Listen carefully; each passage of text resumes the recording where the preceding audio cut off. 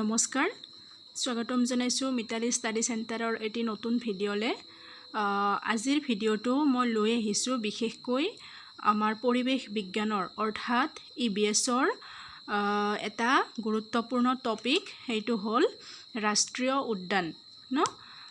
অসমৰ ৰাষ্ট্ৰীয় উদ্যান কেইখন বা এই কেইখন কোন জিলাত অৱস্থিত বা কিহৰ বাবে বিখ্যাত এনেকুৱা ধৰণৰ মানে ৰাষ্ট্ৰীয় উদ্যানৰ ওপৰত মই কেইটামান কুৱেশ্যন লৈ আহিছো কুৱেশ্যন কিটা মই যদিও টাইটেলত লিখিছো এমসিকিউ বুলি এমসিকিউ নহব মই আনসাৰে দিছো অকল আনসাৰ কেইটা দিছো মই বিকল্প দিয়া নাই ইয়াতে অকল আনসাৰ কেইটা দিছো সো আশা কৰিছো আপোনালোক উপকৃত হ'ব আহক তেন্তে দেৰি নকৰো ভিডিঅটো আৰম্ভ কৰো আজিৰ আমাৰ প্ৰথম কুৱেশ্যনটো হ'ল বৰ্তমান অসমত কিমানখন ৰাষ্ট্ৰীয় উদ্যান আছে এটো মই বিভিন্ন গ্ৰুপত দেখি আহিছো এটো লৈ বিভিন্ন জনৰ বিভিন্ন কনফিউজন দেখা গৈছে সো মই ক্লিয়াৰ কৰি দিব বিচাৰিছো যে বৰ্তমান অসমত ৰাষ্ট্ৰীয় উদ্যান আছে 7খন আছে ৰাষ্ট্ৰীয় উদ্যান তাৰ ভিতৰত কি হ'ল হেকেখন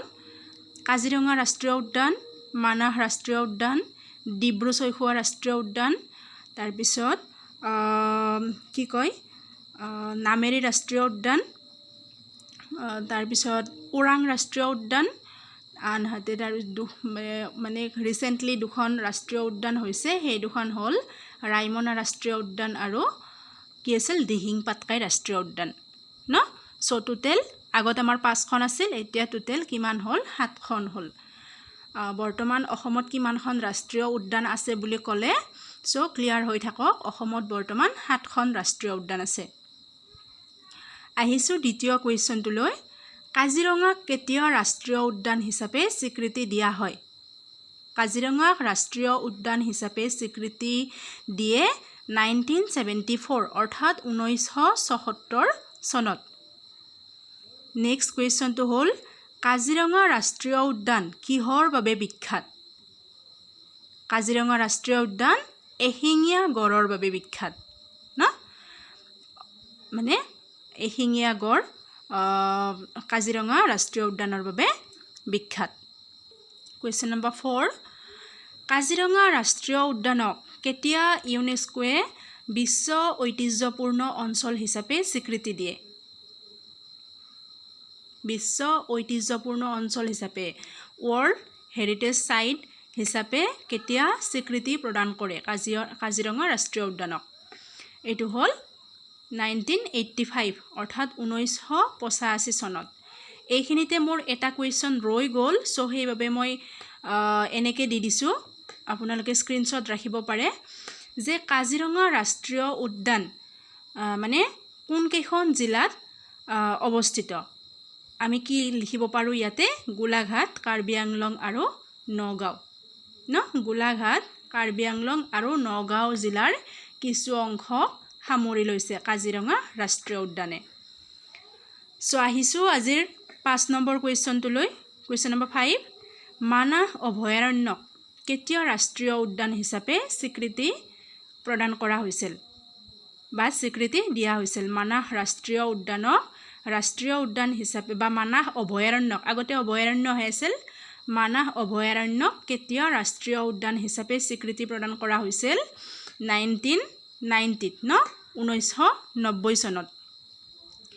মানাহক কেতিয়া বিশ্বৰ ঐতিহ্যপূৰ্ণ অঞ্চল হিচাপে অৰ্থাৎ ৱৰ্ল্ড হেৰিটেজ সাইট হিচাপে স্বীকৃতি দিয়া হৈছিল এইটো হ'ল 1985 অৰ্থাৎ একেলগে মনত ৰাখিব ইউনেস্কোৱে মানাহ আৰু কাজিৰঙাক একেলগে মানে একে সময়তে ৱৰ্ল্ড হেৰিটেজ সাইট হিচাপে স্বীকৃতি প্ৰদান কৰে অৰ্থাৎ দুটাই 1985 হয় সো আহিছো আজিৰ 7 নম্বৰ কুৱেশ্যনটোলৈ কুৱেশ্যন নম্বৰ 7 মানাহ ৰাষ্ট্ৰীয় উদ্যান কিহৰ বাবে বিখ্যাত কাজিৰঙা ৰাষ্ট্ৰীয় উদ্যান কিহৰ বাবে বিখ্যাত আছিল এশিঙীয়া গড় মানাহ ৰাষ্ট্ৰীয় উদ্যান কিহৰ বাবে বিখ্যাত ৰাষ্ট্ৰীয় উদ্যান বুলি কওঁতেতো এটা জন্তু নাথাকে কিন্তু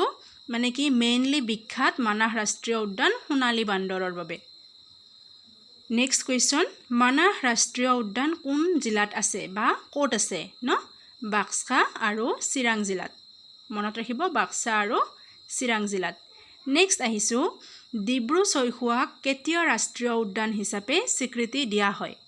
ডিব্ৰু চৈখোৱা অভয়াৰণ্যক ৰাষ্ট্ৰীয় উদ্যান হিচাপে স্বীকৃতি প্ৰদান কৰা হয় কোন চনত 1890 চনত 1890 কি কৰা হয় ডিব্ৰু চৈখোৱাক ৰাষ্ট্ৰীয় উদ্যানৰ মৰ্যাদা দিয়া হয় নেক্সট আহিছো কোৱেশ্চন নম্বৰ 9 লৈ ডিব্ৰু চৈখোৱা ৰাষ্ট্ৰীয় উদ্যান কিহৰ বাবে বিখ্যাত ডিব্ৰু চৈখোৱা মানে নেশ্যনেল পাৰ্ক কিহৰ বাবে বিখ্যাত কিহৰ বাবে বনৰীয়া ঘোঁৰা আৰু দেওহা আৰু ডিব্ৰু চৈখোৱা ৰাষ্ট্ৰীয় উদ্যান ক'ত আছে অসমৰ ডিব্ৰুগড় আৰু তিনিচুকীয়া জিলাত মনত ৰাখিব ডিব্ৰুগড় আৰু তিনিচুকীয়া জিলাত নেক্সট আহিছো আজিৰ 10 নম্বৰ কোৱেশ্চনটো লৈ ৰাজীৱ গান্ধী বা ওৰাং নেশ্যনেল পাৰ্ক বা ওৰাং ৰাষ্ট্ৰীয় উদ্যান মনত ৰাখিব ৰাজীৱ গান্ধী নেশ্যনেল পাৰ্ককে কি কোৱা হয় ওৰাং নেশ্যনেল পাৰ্ক বুলিও কোৱা হয় মানে কেতিয়া ৰাষ্ট্ৰীয় উদ্যান হিচাপে স্বীকৃতি দিয়ে ৰাজীৱ গান্ধী নেশ্যনেল পাৰ্ক বা ওৰাং নেশ্যনেল পাৰ্কক কেতিয়া ৰাষ্ট্ৰীয় উদ্যান হিচাপে স্বীকৃতি প্ৰদান কৰা হয় 1999 ত 1999 চনত নেক্সট কোৱেশ্চনটো ৰাজীৱ গান্ধী ৰাষ্ট্ৰীয় উদ্যান ক'ত অৱস্থিত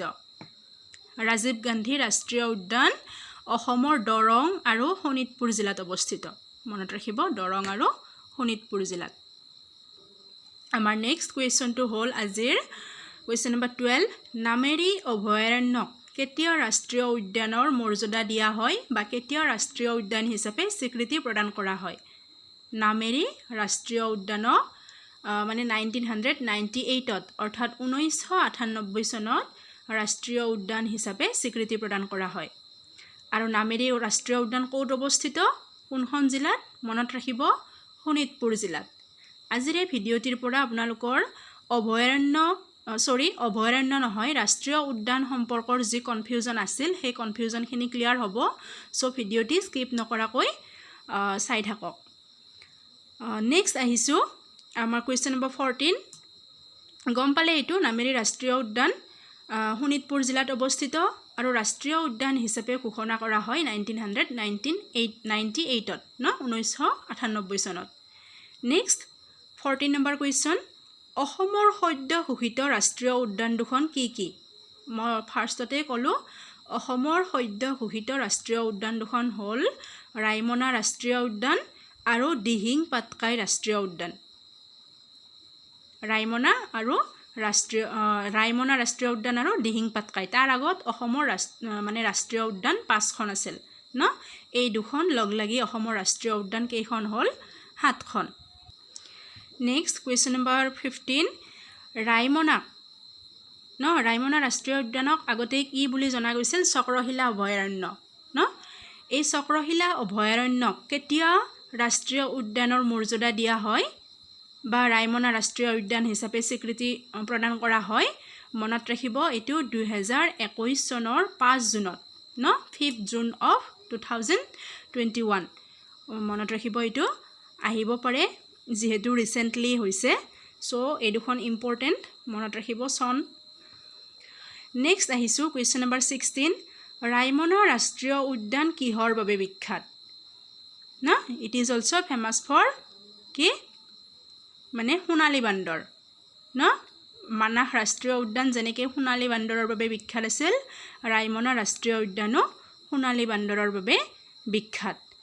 নেক্সট 17 নম্বৰ কুৱেশ্চন ৰাইমনা ৰাষ্ট্ৰীয় উদ্যান ক'ত অৱস্থিত